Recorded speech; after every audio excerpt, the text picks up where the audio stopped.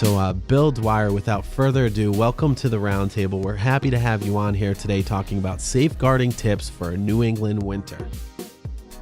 Thanks, Emilio. I'm happy to be on. You're very welcome. So, I was pretty interested at some of these tips. I know you kind of sent over an email, talking about how to prep for the New England winter. So, please, we're all ears to your advice.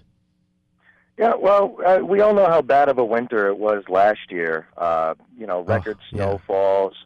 I can't even begin to tell you the amount of damage that I saw come the springtime. And you couple that with the extremely hot and dry summer that we had, and that just leads to really hungry lawns and gardens.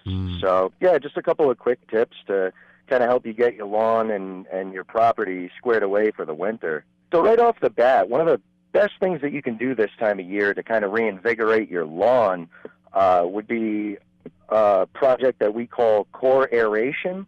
And basically aerating your property punches thousands of holes in the root mass of your lawn. Okay. And that will allow for air and water and nutrients to go directly to your grass root systems.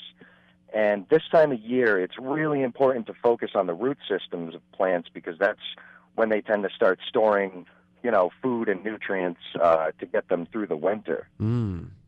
So what we do is the process called core aeration, and then after that, we do fall fertilizer blend, which basically fall fertilizing in the fall is the best time to promote growth in your lawn. Really? It's one of the best times of year to get grass to grow full.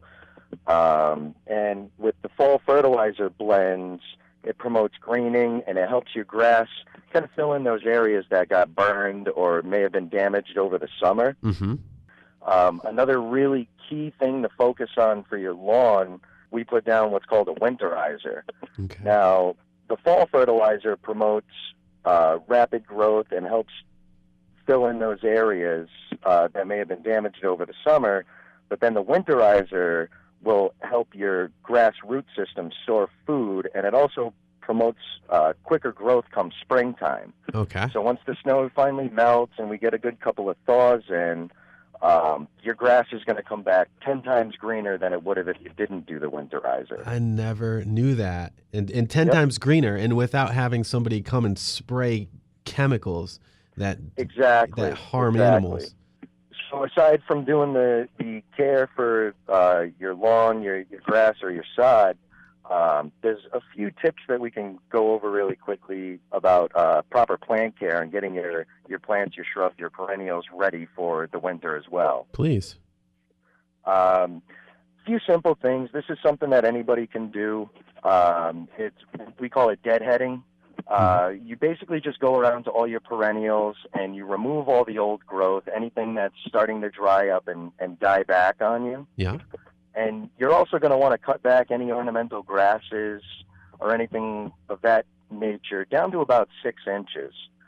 Now, what you're really trying to do is remove a lot of the dead or decaying branches, anywhere that leaves could potentially build up around your plants. Okay. Because it's the decaying material, the old leaves, the stuff that blows into your garden spaces that really harbor diseases and insects and could really do some damage to your plantings. Leaves that hold moisture and everything, that's where bacteria start to form. Your plants could get diseases. Insects absolutely love piles of leaves, especially in the corners of houses. Oh, yeah. So, if you want to avoid a bug issue, the best thing to do is to really do proper plant care this time of year.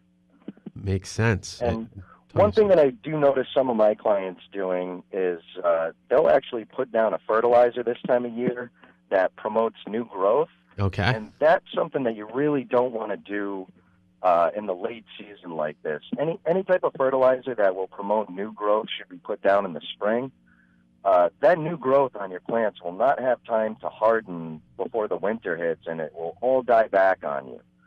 So what we really try to do for plants and shrubs this time of year is to put down applications that would promote, again, the root systems and food storage for your plants to make it through the winter.